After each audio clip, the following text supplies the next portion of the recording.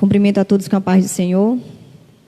Aleluia, graças a Deus por estarmos mais uma vez aqui na casa do Senhor, aprendendo dele. Você não está aqui, mas está aí e também vai poder participar da palavra de Deus.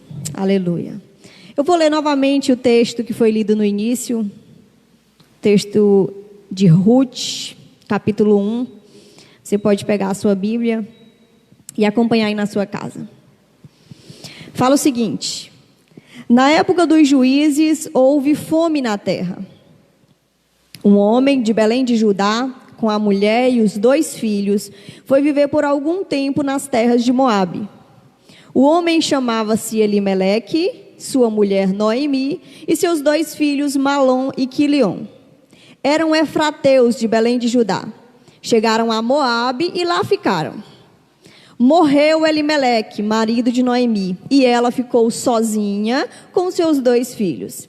Eles se casaram com mulheres moabitas, uma chamada Orfa e a outra Ruth. Depois de terem morado lá por quase 10 anos, morreram também Malom e Quilion. E Noemi ficou sozinha, sem os 2 filhos e o seu marido. Quando Noemi soube em Moabe que o Senhor viera em auxílio do seu povo, dando-lhe alimento, decidiu voltar com as suas 2 noras para a sua terra. Não sei se você já leu o livro de Ruth, mas vou fazer um breve resumo sobre o livro para você entender um pouco da história. No decorrer da história, Noemi parte de Moabe com as suas 2 noras, mas apenas Ruth a acompanha até Belém. Assim que elas saem, Noemi se vira para as suas noras e diz: voltem para as suas casas, voltem para a casa dos seus pais. Eu não tenho mais como ter filhos. Voltem e casem-se novamente para que vocês possam ter uma família. Nenhuma das 2 queriam, mas no final das contas, Orfa acaba cedendo e aceitando o conselho que Noemi lhe dera e retornando para a sua terra e para o seu Deus. Mas Ruth resolve ficar com Noemi. Ruth resolve abrir mão da sua família, da sua terra e diz: olha, Noemi, agora o seu Deus é o meu Deus e o seu povo é o meu povo. Então Ruth parte com Noemi para Belém. E chegando lá, tem todo um processo, os irmãos, inclusive eu incentivo os irmãos a lerem o livro de Ruth, é um livro curto, e no processo que elas chegam, depois Ruth acaba casando-se com Boaz, que era parte da família de Elimeleque, era o remidor da família de Elimeleque, casa-se com Ruth. Boaz era um homem rico, de posses, e assim Noemi também é abençoada, Ruth é abençoada e acabam tendo um filho dessa relação, Obed, que passa a ser avô do rei Davi. Então essa mulher, Ruth e Noemi, que saíram lá de Moabe sem nenhuma perspectiva, sem saber o que ia acontecer das suas vidas, na verdade, Noemi já tinha por ela que tudo já tinha se acabado, mas ela chega a Belém e o Senhor muda toda a história dela. O Senhor entra com providência, resolve a situação financeira, resolve a situação familiar, lhe dando uma nova família e ainda por cima lhe dá filhos e lhe faz fazer parte da linhagem de Jesus. Ela passa a ser mãe, bisavó do rei Davi, Ruth, e passa a fazer parte da linhagem de Jesus Cristo. Que privilégio que essas mulheres tiveram. Tudo isso porque confiaram em Deus. Mas deixa eu lhe situar esse contexto em que foi escrito o livro de Ruth. Foi na época dos juízes. O livro se inicia falando na época dos juízes. A época dos juízes foi uma época muito tumultuada do povo de Israel. O Senhor levantava juízes e enquanto aqueles juízes estavam à frente do povo de Israel, o povo era temente a Deus, o povo seguia a Deus. Logo que aqueles juízes morriam, eles novamente voltavam à prática do pecado, voltavam a fazer o que desagradava a Deus. E então foi uma época marcada por muitas guerras, por altos e baixos na relação espiritual que esse povo tinha com Deus. Eles viviam de altos e baixos na sua fidelidade com Deus. E foi nesse contexto todo em que foi escrito o livro de Ruth. Um cenário totalmente adverso. Mas esse livro, um livro riquíssimo em conteúdo, que fala de amor, que fala de amizade, que fala de providência divina. Fala também das recompensas advindas da virtude de uma mulher moabita, de uma mulher estrangeira. E ainda faz alusão à reconciliação entre judeus e gentios, personificados na pessoa de Boaz e de Ruth. Enfim, um livro riquíssimo, e se você ainda não leu, ou se já faz um bom tempo que você leu, eu lhe convido a ler novamente o livro de Ruth. Mas vamos seguindo, eu queria falar sobre algumas coisas interessantes com você nessa noite. Primeiro, que a fuga não é solução. O que essa família fez? O livro se iniciou falando de um relato de fome, de sofrimento, de dor e desespero. E Elimeleque conduziu a sua família para fugir de Belém. Belém significa casa do pão, mas naquele momento não estava havendo pão em Belém. As terras estavam secas, áridas e sem alimento. E Elimeleque, sem consultar a vontade de Deus, resolveu partir rumo a Moabe. Ele resolveu fugir. Ele resolveu procurar uma solução mais fácil. Aqui não está dando certo, eu vou para ali. E ele não consultou a vontade de Deus. Com isso, ele saiu em busca de comida, de sobrevivência, em busca de vida. Eles estavam padecendo em Belém. Eles estavam em busca de segurança. Mas o que eles encontraram foi doença e morte. Noemi, a única pessoa que partiu de Belém e conseguiu retornar viva, ela retornou sem esposo, sem filhos e amargurada, sem esperança, em luta contra Deus. Ela diz no final do capítulo 1, Deus está contra mim. Deus está fazendo tudo isso contra mim. Então ela retorna totalmente diferente da forma que ela saiu de Belém. São consequências da fuga. São consequências de partirmos sem a vontade de Deus. Moabe é símbolo da aparente segurança que o mundo dá. E ele tem um preço muito caro. Quando nós resolvemos fugir de Belém, quando nós resolvemos fugir dos problemas, quando nós resolvemos fugir da crise, e nós estamos fugindo sem a vontade de Deus, as consequências são essas. São consequências caríssimas que nós pagamos. E aí, eu quero analisar com você essa noite quantas vezes nós temos fugido também dos nossos problemas. Às vezes é um problema no casamento, e eu prefiro bater o pé, e não arredo, e não volto atrás. E no final das contas, quando não há um divórcio, fica duas pessoas convivendo, mas sem nenhum amor e sem nenhuma expressão, sem viver plenamente aquilo que Deus tem para o casamento. Enquanto que a situação e a conduta correta é nós enfrentarmos o problema. Se eu tenho um problema, eu vou enfrentar. Às vezes pode ser também uma amizade. Às vezes você prefere perder a amizade do que voltar atrás. Prefere perder uma amizade do que perdoar, do que dizer eu te perdoo, do que pedir perdão.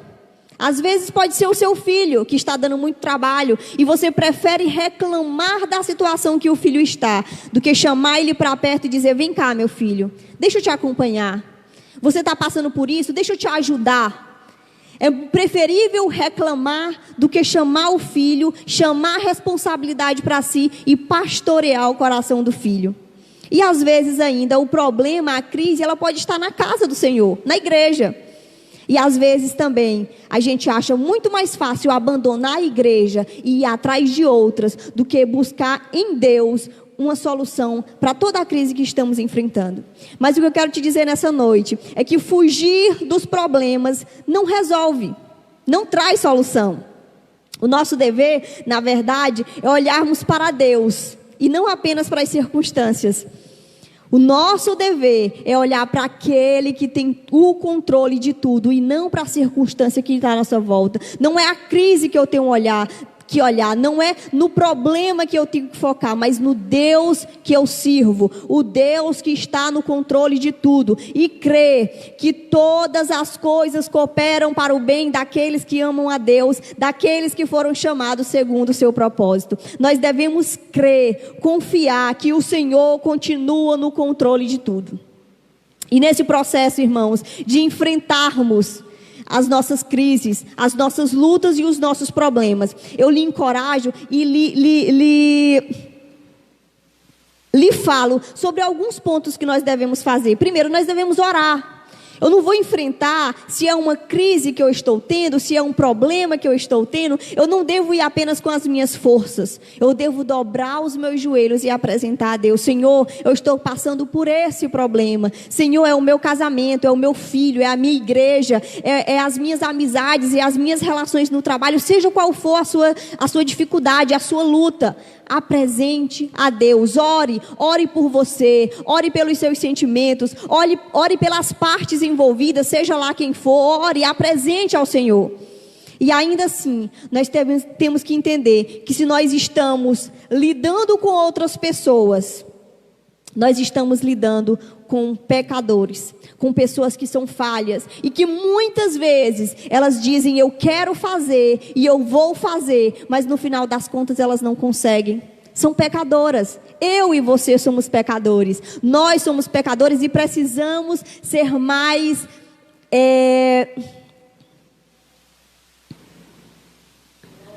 Jesus. Precisamos ter mais empatia com o outro. Precisamos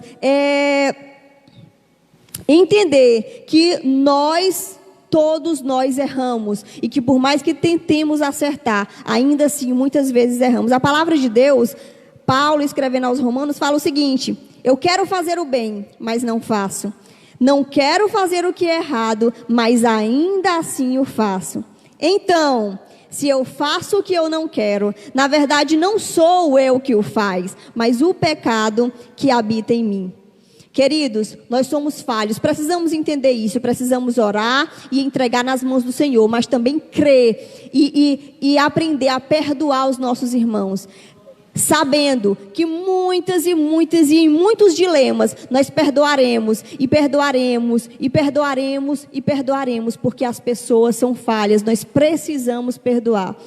Jesus sendo indagado: Senhor, quantas vezes nós devemos perdoar? O Senhor fala 70 vezes 7.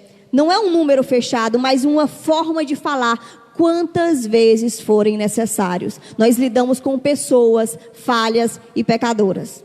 Amém? Então nós precisamos crer na soberania de Deus. Crermos que em meio às crises e em meio aos problemas, a solução não é fugir. A solução não é botar o problema para debaixo do tapete, mas enfrentar os nossos problemas. Podemos ver que na situação de Noemi, a fuga trouxe para ela a viuvez, a perca dos 2 filhos e uma crise espiritual muito grande.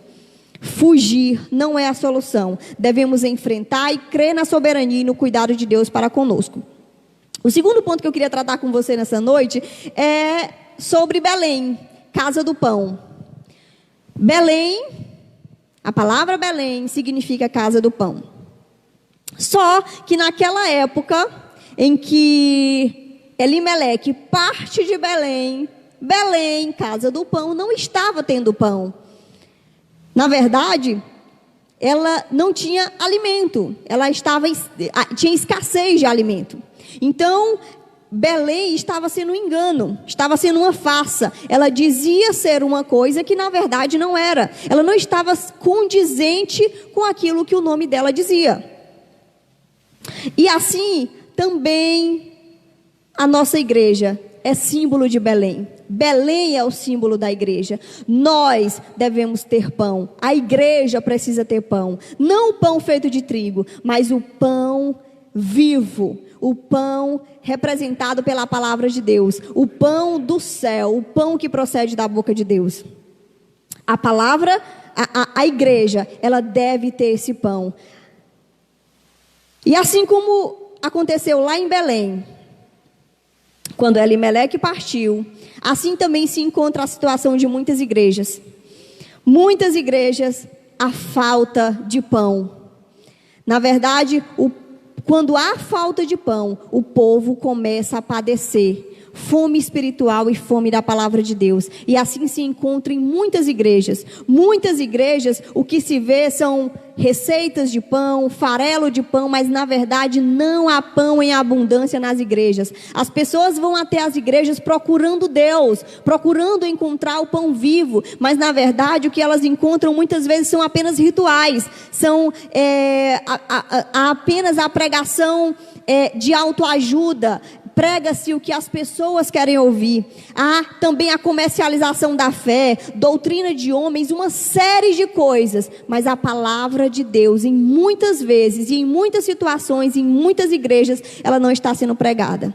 E na verdade nós não podemos negociar a palavra de Deus. A palavra de Deus, ela deve ser o nosso guia. É a palavra de Deus que deve ser o nosso alimento. É a palavra de Deus que deve guiar a vida da igreja e que deve estar presente na igreja como um todo. Salmo 119, 105 diz assim: tua palavra é lâmpada para os meus pés e luz para o meu caminho. E ainda 2 Timóteo 3,16 diz: toda a escritura é inspirada por Deus e útil para ensinar o que é verdadeiro e para nos fazer perceber o que não está em ordem na nossa vida. Ela nos corrige quando erramos e nos ensina a fazer o que é certo. É essa palavra. Ela deve ser o nosso guia. Ela deve ser o manual. Ela é quem nos guia. Amém?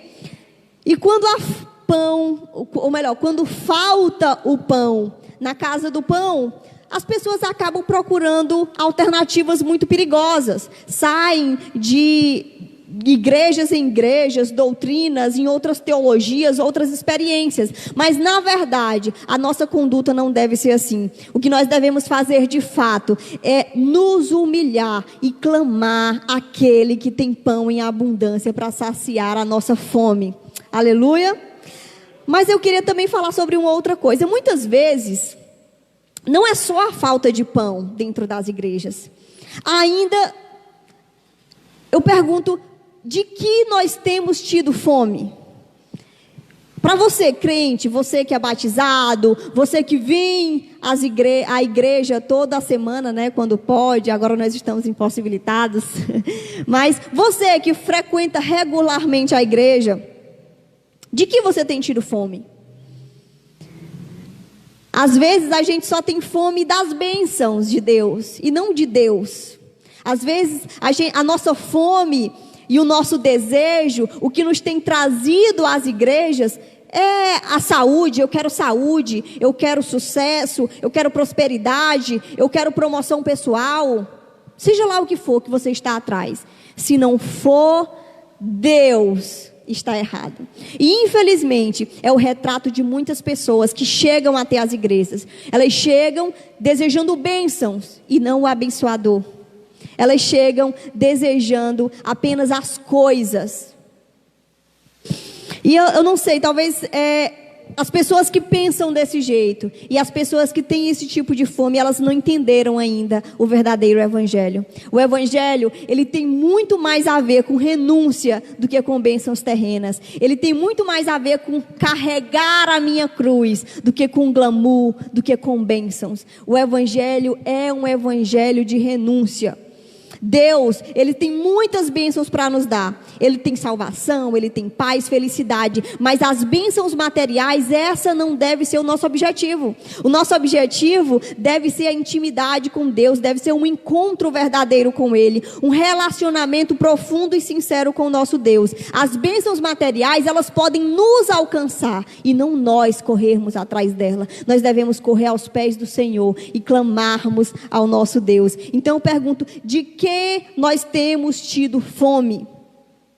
Precisamos entender que somente no dia em que a nossa fome por Deus for maior que comida, for maior que dinheiro, que fama, que reconhecimento, é que poderemos experimentar as maravilhas que Deus tem para nós. E o Senhor tem muito a nos dar. Há ainda um outro grupo nas igrejas que A fome deles é por conhecimento. Eles conhecem, são exímios conhecedores da palavra de Deus, defensores da verdade, zelosos com a doutrina, mas na prática, eles apresentam condutas questionáveis. Na prática, não são piedosos, não têm um relacionamento sincero com Deus, eles têm luz na mente, mas não têm fogo no coração. Não têm nenhuma experiência real com o Espírito Santo, experiências com Deus, relacionamento sincero com Deus. E infelizmente, irmãos, esse é o cenário da maior das nossas igrejas. Infelizmente, esse é o cenário da maior parte das igrejas. Igrejas cheias de pessoas vazias de Deus. Igrejas cheias de pessoas que não têm fome por Deus. Pessoas que nunca se deixaram ser transformadas de fato pelo Espírito Santo. Pessoas que chegam até as igrejas e dizem: Senhor, eu te aceito. Mas no final das contas, não mudam a sua vida. Não mudam a sua forma de proceder. Dizem: eu sou assim mesmo e acabou a história. Mas o Senhor, Ele quer nos transformar. Ele diz: negue-se, pois, a si mesmo. Negue a sua vontade. Negue o que você é. Tome a sua cruz e siga-me. É isso que nós devemos fazer. E quando nós chegamos até a igreja e a gente simplesmente diz que aceita, frequenta os cultos, mas não tem a vida transformada, de fato nós não fomos convertidos. Nós aderimos a uma igreja, nós aderimos a uma religião, mas conversão, ela indica mudança de vida. Conversão é mudar a direção. Eu estou indo aqui, mas se eu me converti, agora eu vou para cá, porque esse é o caminho de Deus. Eu vou me converter de acordo com a palavra de Deus, fazer o que essa palavra me orienta. Essa é a verdadeira conversão. E infelizmente, nós temos igrejas cheias de pessoas vazias de Deus, de pessoas que não têm fome por Deus, porque tão ruim quanto você ter fome por coisas erradas é você não ter fome de Deus. E aí a gente entra num outro ponto que é um outro cenário. As pessoas não têm fome mais por Deus, as pessoas não têm fome por conhecimento da palavra. E com isso, as coisas, as disciplinas espirituais, elas acabam sendo renegadas. Não se empolga mais com a palavra de Deus. Não há mais empolgação quando tem a ver com um relacionamento sincero com Deus. E aí o que a gente vê? Que infelizmente muitos não têm prazer em ler a palavra de Deus. Poucos são os que leem e menos ainda os que estudam a palavra de Deus. Os que se dedicam a estudar a palavra de Deus. E aí, infelizmente, nós temos muitos bebês espirituais dentro da igreja. E pessoas que querem continuar sendo bebês. Continuar recebendo a comidinha pronta. Tá lá, não, a comidinha quem prepara é o pastor, os obreiros. Eu não, eu sou só um crente de banco. E não deve ser assim. Na verdade, irmãos, o fato de nós não subirmos até aqui, ou o fato de você não ter um perfil de uma pessoa que vai estar aqui pregando, isso não lhe exime da sua responsabilidade de ser um protagonista no cuidado com a sua vida espiritual. De forma nenhuma lhe exime da sua responsabilidade. A responsabilidade é sua. Você deve se alimentar da palavra. Você não deve esperar eternamente por receber dos outros. Sente e estude a palavra de Deus. Esse estudo da palavra de Deus, talvez você nunca chegue a pregar num púlpito, talvez você nunca chegue a expor para outras pessoas, mas ele vai aumentar a sua fé em Deus, ele vai lhe dar experiências real com Deus, ele vai trazer ganhos inigualáveis para a sua vida espiritual. Então, irmãos, nós não podemos desprezar a palavra de Deus. Precisamos estudar com afinco a palavra de Deus. Oséias 4:6. O povo peca por falta de conhecimento. A palavra de Deus está aqui. O pão vivo do céu está aqui. Palavras de vida eterna nós precisamos conhecer. Se nós queremos ser crentes verdadeiros, pessoas que de fato servem a Deus e não apenas frequentadores de igreja, precisamos ler e estudar a palavra de Deus. Estudar, comer com muita vontade, para saciar a nossa sede, para saciar a nossa fome, para nos converter dos nossos maus caminhos. Precisamos nos dedicar na palavra de Deus. Oséias ainda 6:3 fala o seguinte: como precisamos conhecer o Senhor, busquemos conhecê-lo, Ele nos responderá, tão certo como chega o amanhecer, ou vem as chuvas de primavera. Precisamos, irmãos, o Senhor anseia também por esse nosso desejo de um relacionamento sincero com Ele. O nosso dever como cristãos é nos aquietarmos em meio à correria da vida. Agora, esse momento é um ótimo momento para você começar. É um ótimo momento se você não tem a disciplina de estar lendo diariamente a palavra de Deus, de estar orando, de estar louvando. Esse é o momento. Aproveite que nós estamos todos confinados em casa. Aproveite esse momento para dedicar-se à palavra de Deus, para dedicar-se à oração, para dedicar-se para estreitar os seus laços de intimidade com Deus. O Senhor está ansiando por um relacionamento sincero com Ele. Ele anseia pelo nosso desejo, por dobrar dos nossos joelhos, por ler a sua palavra. Ele quer ter um relacionamento conosco e nós precisamos nos dispor. Então, o nosso dever é nos aquietarmos e ouvirmos Deus falar através da sua palavra. Além de não termos muito interesse, irmãos, pela palavra de Deus, as orações, reuniões de orações, sempre um pouquinho de gente, né? Infelizmente, nós não podemos viver uma vida cristã dessa forma, sem fome e sede de Deus. Nós iremos morrer espiritualmente.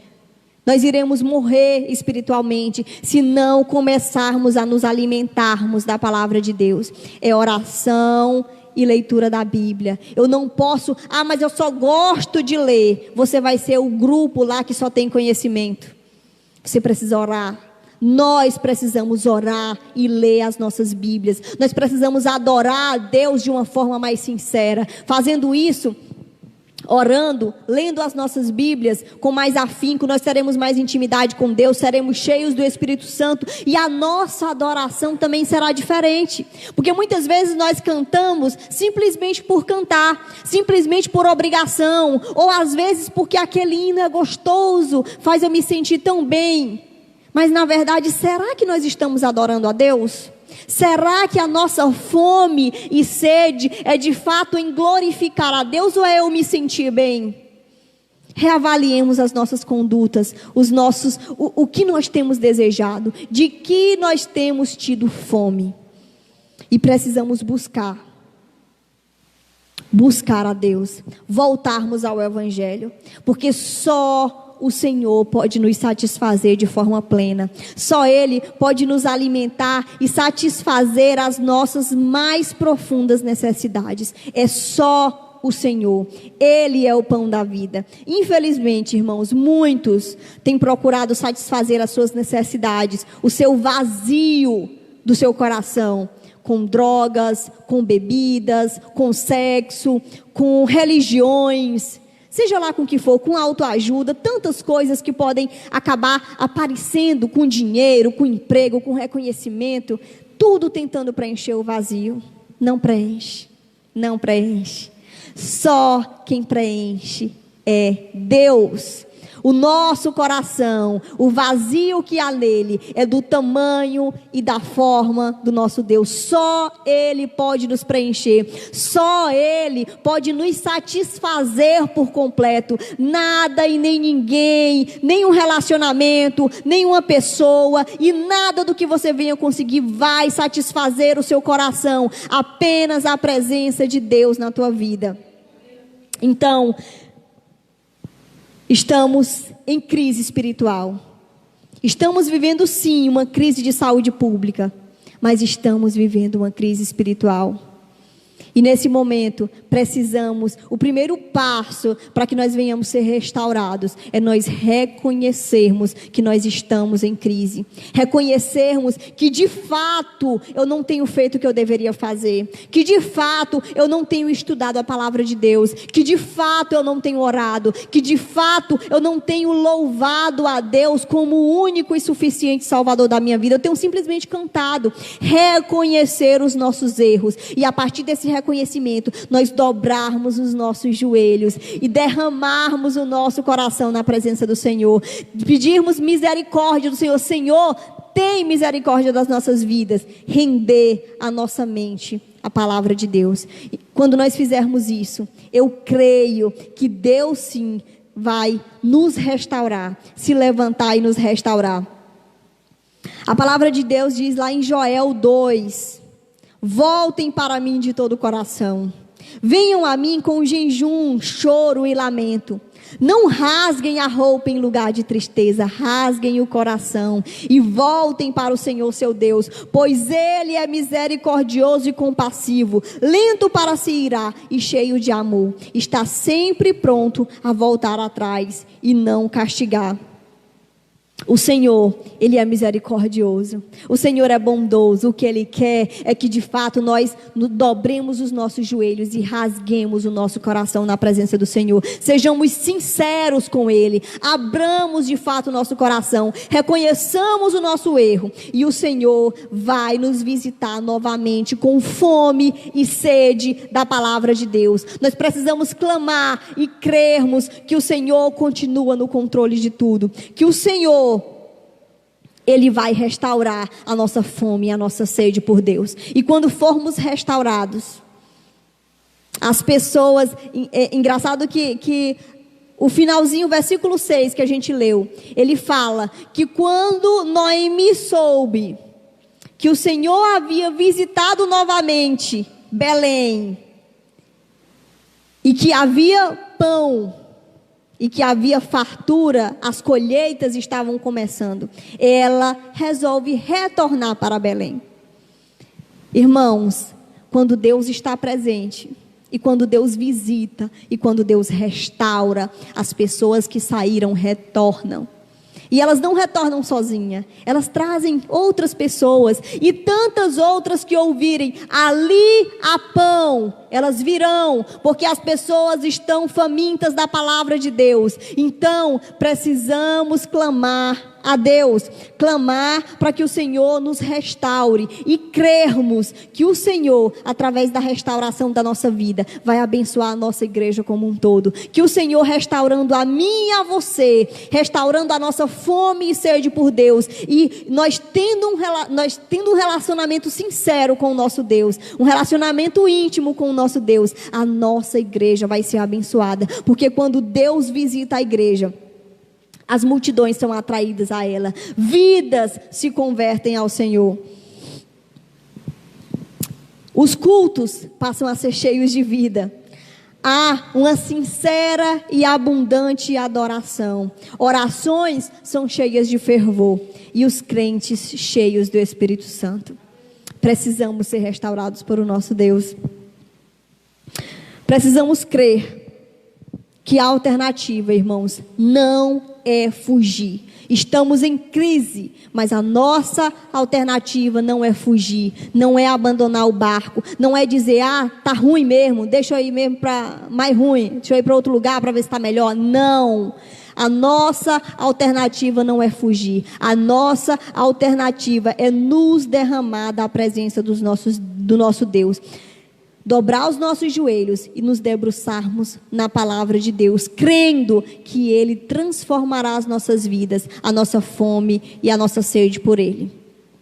E eu concluo dizendo nessa noite que nós estamos vivendo esse momento de crise, mas nós não poderemos fugir e nem nos desesperar. A nossa receita, irmãos, é Como o hino infantil fala e os meninos até cantaram aqui hoje. Leia a Bíblia e faça oração, faça oração, faça oração. Leia a Bíblia e faça oração se quiser crescer. Se quiser crescer, se quiser crescer, leia a Bíblia e faça oração se quiser crescer. Você quer crescer no seu relacionamento com Deus? Leia a sua Bíblia e faça oração. Deixe essa preguiça espiritual de lado. Deixe essa preguiça espiritual de lado. Sente, estude a palavra de Deus. Leia sobre ela. Prepare sermões que nunca talvez serão pregados, mas que servirão para edificar a sua vida. Dobre os seus joelhos e ore. Ore, ore, derrame o seu coração. Clame por mais fome e sede de Deus. Não devemos nos esquecer que o nosso alvo, meus irmãos, é o céu. O nosso alvo não é as coisas terrenas. Estamos sim enfrentando a crise, mas ela não deve sucumbir a nós. Ela não deve ser maior, ela não deve tomar a nossa alegria, tomar as nossas forças, porque tudo isso aqui é passageiro. O nosso alvo é o céu, e nós devemos cuidar sim do nosso relacionamento com Deus. Devemos cuidar sim daquilo que é eterno. Devemos sim cuidar da nossa crise espiritual. As demais coisas serão acrescentadas. Creia no Senhor, creia nessa palavra e dobre os seus joelhos e leia a sua Bíblia, e que Deus te abençoe em nome de Jesus. Amém, Senhor.